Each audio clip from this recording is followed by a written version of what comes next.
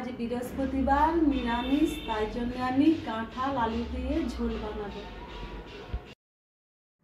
দেখো আমাদের বাড়িতে বাবুন চলে এসছে লক্ষ্মী পুজো করতে, আমাকে শাঁখ বাজাতে হবে। এঁচড় আলু আগে থেকে আমি কেটে রেখেছি, সেগুলো আমি ভালো করে ধুয়ে নিচ্ছি।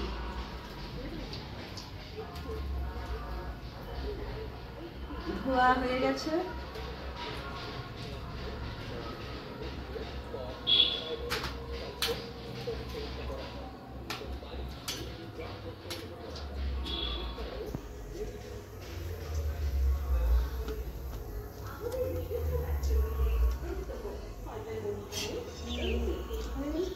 যে রান্নাগুলো করি সেগুলো পদ্ধতি ডিসক্রিপশনে আমি লিখে রেখেছি।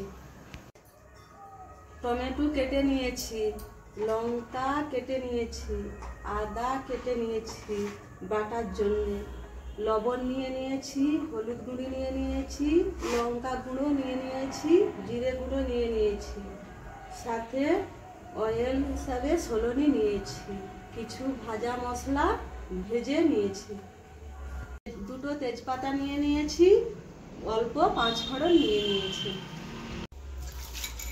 কেটে রাখা আদাটা আমি এবারে বেটে নিচ্ছি।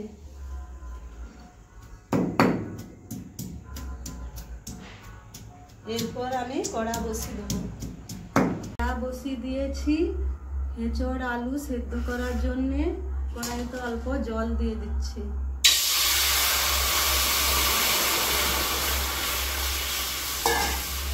জলে আমি অল্প লবণ দিয়ে দিচ্ছি, হলুদ গুঁড়ি দিয়ে দিচ্ছি। এর মধ্যে আমি কেটে রাখা এঁচড় দিয়ে দিচ্ছি, আলু দিয়ে দিচ্ছি।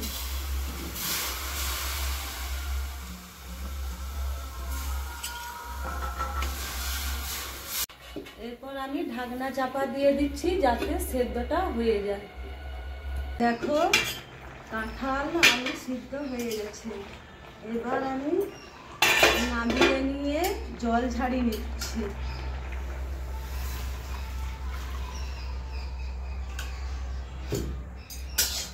এরপর আমি কড়াটা বসিয়ে দেবো।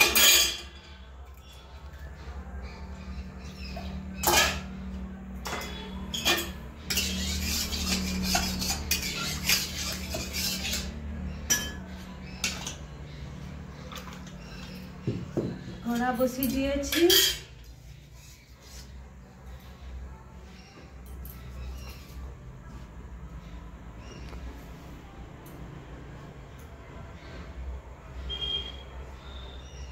কড়াইতে আমি পরিমাণে তেল দিয়ে দিচ্ছি।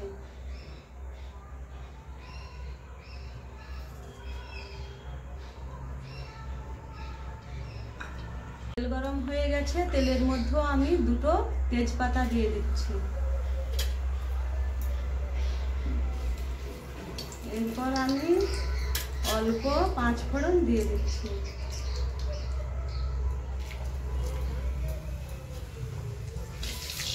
একটু নেড়ে দিচ্ছি।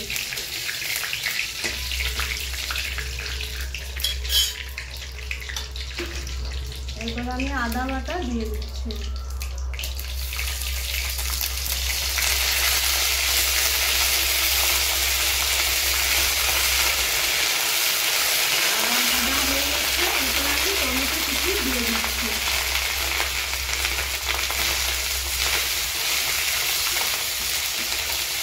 টমেটো ভাজা হয়ে গেছে, এরপর আমি কাঁচা লঙ্কা দিয়ে দিচ্ছি।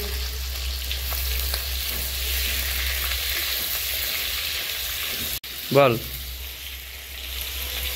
এরপর আমি অল্প লবণ দিয়ে দিচ্ছি, হলুদ গুঁড়ি দিয়ে দিচ্ছি,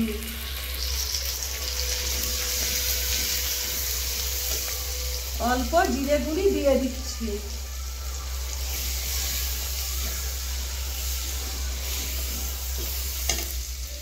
অল্প লঙ্কা গুঁড়ি দিয়ে দিচ্ছি। এগুলো আমি একটু মিশিয়ে নিচ্ছি। দেখো জল ঝরানো হয়ে গেছে, আমি মশলার মধ্যে দিয়ে দিচ্ছি।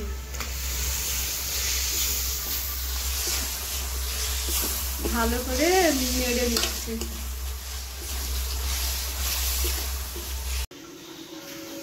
দেখো কাঁঠাল আলু ভালো হয়ে কষিয়ে নিয়েছি। এরপর আমি বেটে রাখা মশলার জল দিয়ে দিচ্ছি।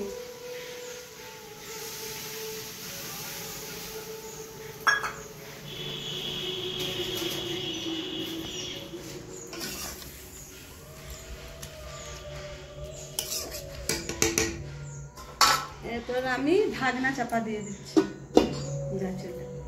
দেখো কাঁঠাল আলু তরকারি খুব সুন্দর হয়ে গেছে। এর মধ্যে আমি ভেজে রাখা সব মশলার গুঁড়োগুলো দিয়ে দিচ্ছি অল্প করে, কারণ স্বাদটা খুব সুন্দর আসে। একটু মিশিয়ে দিচ্ছি।